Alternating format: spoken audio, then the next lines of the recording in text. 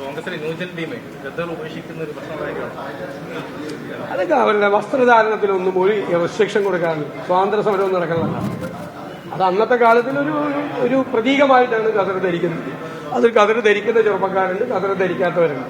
ഞങ്ങൾ വസ്ത്രധാരണത്തിലൊന്നും ഒരു റെസ്ട്രിക്ഷൻ കൊടുക്കില്ല, ഒരു നിർബന്ധം ഒന്നും കൊടുക്കില്ല. ഞാനും എല്ലാ തരത്തിലുള്ള വസ്ത്രം ഉപയോഗിക്കുന്ന ഒരാളാണ്, എല്ലാ തരത്തിലുള്ള വസ്ത്രം ഉപയോഗിക്കുന്ന ഒരാളാണ്. അതിലൊന്നും ഞങ്ങൾ ഒരു റെസ്ട്രിക്ഷനും ചെറുപ്പക്കാർക്ക് കൊടുക്കില്ല. അവർ ഇഷ്ടമുള്ളത് ചെയ്യും. സംസ്ഥാന സർക്കാരിനെ അല്ലെങ്കിൽ ബോധ്യപ്പെടുത്തിയിട്ടില്ല. ഇങ്ങനെയുള്ള ചെറിയ പ്രശ്നങ്ങൾ ഇത്തരത്തിൽ ബോധ്യപ്പെടുത്തുക മാത്രമാണ്. ഇക്കാര്യത്തിൽ വലിയ വിവാദം ആവശ്യമില്ല അല്ല, അങ്ങനെയാണ് അദ്ദേഹം പറഞ്ഞതെങ്കിൽ എന്തിനാണ് മുഖ്യമന്ത്രിയും എം പി ഗോവിന്ദനും അദ്ദേഹത്തെ പേടിപ്പിക്കാൻ പോണു? എന്തിനാ പേടിപ്പിക്കാൻ പോണ്? അങ്ങനെ സർക്കാരിനെതിരായിട്ടല്ല പറഞ്ഞത്, അദ്ദേഹം അവിടുത്തെ ഒരു വിഷയം പറഞ്ഞതാണ്.